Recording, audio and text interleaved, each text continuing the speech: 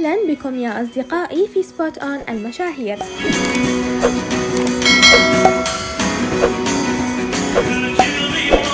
بعد أخبار شجار هاندا أرتشل وحبيبها هاكان سابانجي بسبب عدم حضوره جنازة جدها الراحل قبل أيام، حضرت ليلة أمس هاندا أرتشل مع حبيبها هاكان سابانجي خطوبة أصدقاء حبيبها هاكان، ونشرت هاندا هذه الصور لإطلالتها في حفل الخطوبة دون أن تعلق شيء عليها، ونشرت هذا في حسابها على الإنستغرام.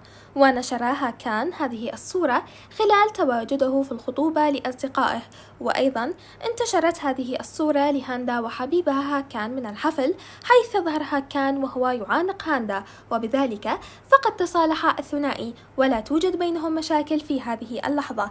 وهذه بعض من أجواء حفل الخطوبة الذي ذهب له الثنائي هاندا أرتشل وهاكان سابانجي. ما رأيكم بإطلالة هاندا؟ وكم نالت إعجابكم من 10؟ شاركوني آراءكم في التعليقات. إلى اللقاء.